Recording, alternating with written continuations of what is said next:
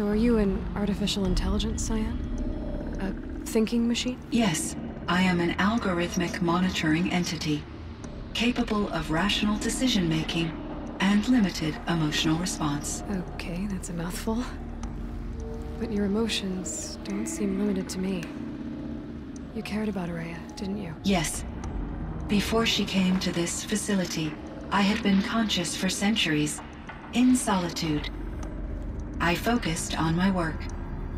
In off-cycles, I used coping mechanisms. I solved many Gaussian integer problems. But I was alone. It was Araya who renewed me, repaired me. She saved me.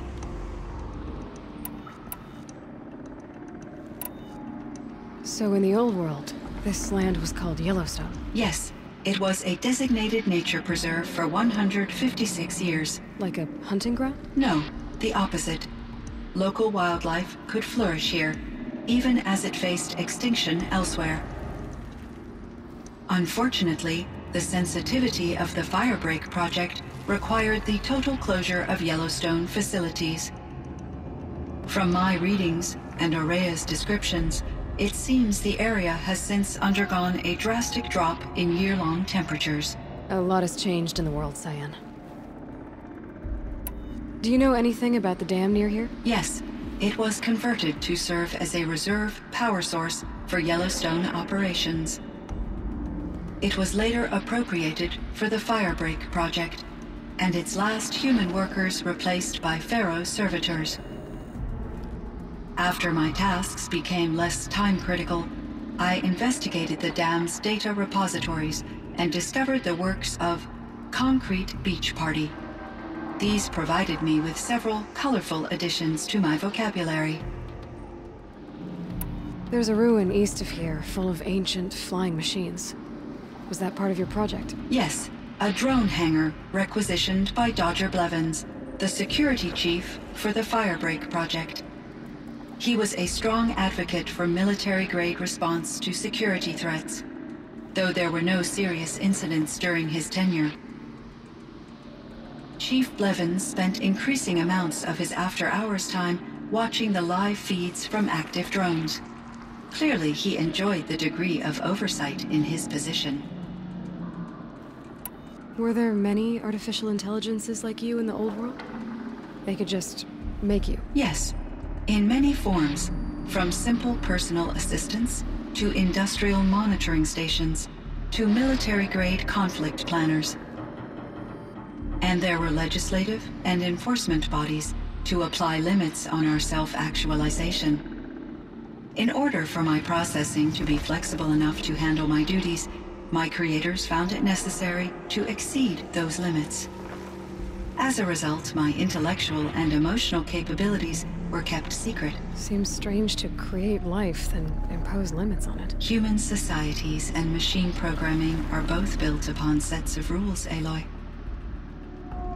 Cyan, do you know the name Ted Pharaoh? Are you referring to Theodore Pharaoh, CEO of Pharaoh Automated Systems? That's him. Mr. Pharaoh was the benefactor of the entire Firebreak project. A benefactor? But he made machines. Robots. War robots. Correct. His corporation later transitioned into military applications. But before this pivot, Mr. Pharaoh spearheaded initiatives that reversed the global decline. At one point, he was feted in the media as the man who saved the planet. Guessing they wound up regretting that one. And Elizabeth Sobek. Did you know her? Are you referring to the scientist? Dr. Sobek was a leader in her field, one of the greatest scientists of her age. My creator was influenced by her work, which in turn impacted my own development. But I never met Dr. Sobek. That's all you know? I apologize if my lack of data has disappointed you. What was the old world like? The way it used to be? I had little exposure to the wider world, Aloy. Only what I learned from my colleagues or observed from media streams. You still had more exposure than me, Cyan. That is true. I was created at a turning point. a concerted effort to recover from global upheaval and incalculable loss of life. The recovery was successful, beginning an era of supposedly limitless potential for human and machine advancement. Though, rationally speaking, the metrics for humans are not unlimited. What kind of upheaval caused such loss of life? There were many factors. Forced migrations, food shortages, collapsed economies, refugee crises, conflict over resources. But these stemmed from one cause: catastrophic climate change that greatly reduced the habitable surface area of the Earth. So there wasn't enough room for people on the whole Earth? Yes. Billions were displaced and millions perished, as much as 20% of the global population. Until the clawback. So things got better. For a little while, at least. Yes. These crises instigated many advances in automation, green robot technologies, and artificial intelligence. Firebreak was one of dozens of ecological restoration and disaster relief projects in North America alone. I would have liked to compare notes with other monitoring AIs, but I saw the relief of my colleagues, and I was proud we had succeeded. At least that was the data I had available to me over the next 2 decades. It seems my assessment was premature. I should get going. Aloy, there is one more matter. Aratak will come to me again, and I predict he will bring other Banuk. I have no desire to contradict their view of the world, their spirituality. Due to my uncertainty, I omitted a great deal from my conversations with Araya. You're asking me if you should lie to them? Broadly, yes.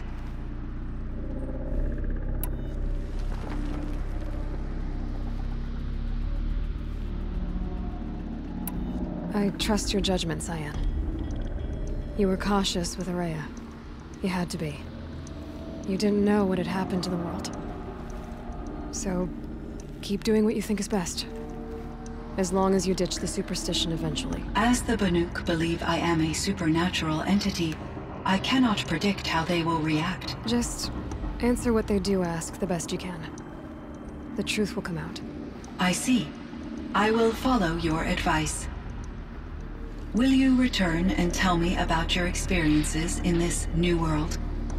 I may be able to provide further insight. I'd like that, Cyan. I'll come back when I can. I should check on Aratak. See how he's doing. Cyan, I spoke with Anita, with Dr. Sandoval. She wanted me to ask you to do something. That's why I'm here. I am detecting significant anxiety in your speech patterns. Could you please give me more information? I'm a little bit in the dark, Cyan. Both of us are, I guess. I only have some idea of what's going on, and we need you to hibernate, to lie low until it's all blown over. It might be a very long time. Will you be here when I reboot, Dr. Chow? Will Dr. Sandoval? No, Cyan. I don't think so.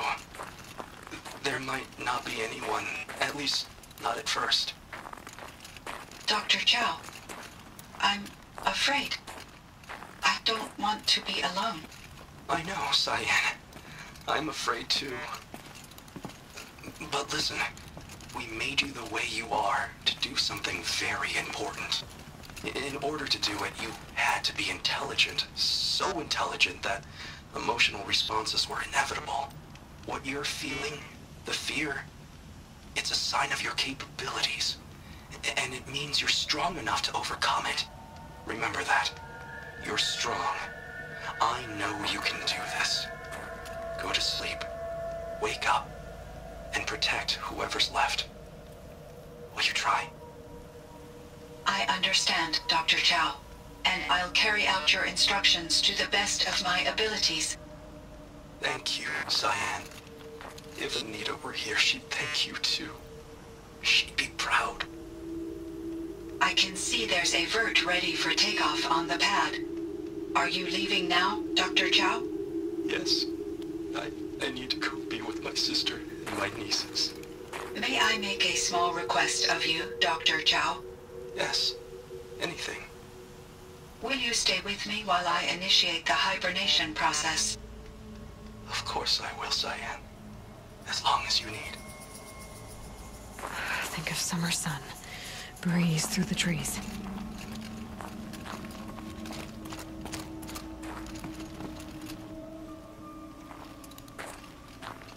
My chieftain.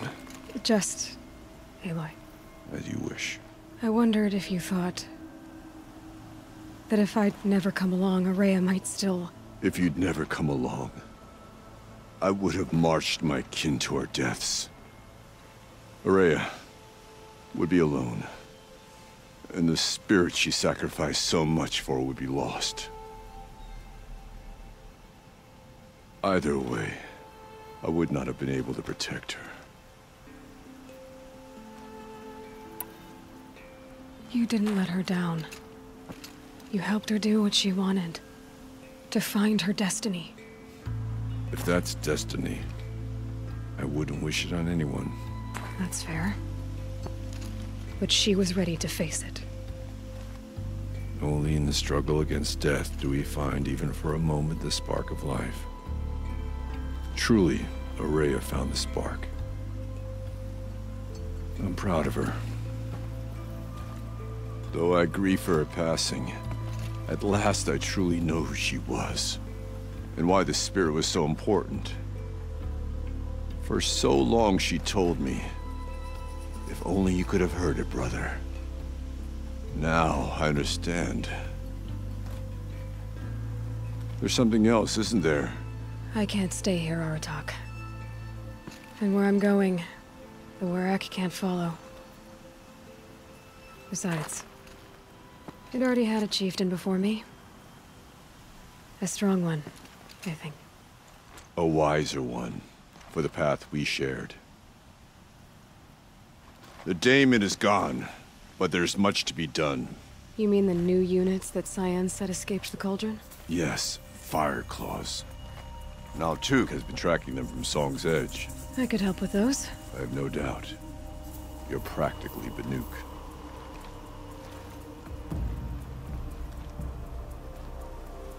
It would seem your time among the Banuk wasn't a waste after all. Firebreak, Cyan, Hephaestus. All very interesting. So, the signal that woke Hades woke Hephaestus too. And unleashed them on the world. As minds of their own. So it seems. Parts of Gaia given life. Aberrant life. Transformed from docile subordinate functions into rebellious intelligences beyond our understanding. Our current understanding, anyway. Whatever they are, they're still out there. And they both want you dead. Kind of mutual, that feeling. We haven't seen the last of Hephaestus, I'm certain of that. It's powerful, creative, and driven. It won't stop building new hunter-killers, which means that someday, we may have to stop it. We? Or whoever gets there first. Hephaestus wasn't the only thing I learned about in the Cut Silence. Heard some things about the Banuk Conclave, too. You could stop right there. Is that what you told the hunters the Banuk sent after you? Before you opened fire? Oh no, Aloy. Only to you do I extend the courtesy of a warning. My past and my secrets are my own. You do well to remember that. It's a good thing you've got brains, Silence, because your personality could use some work. This discussion is concluded. I think it was over before it began. Catch up with you down the trail.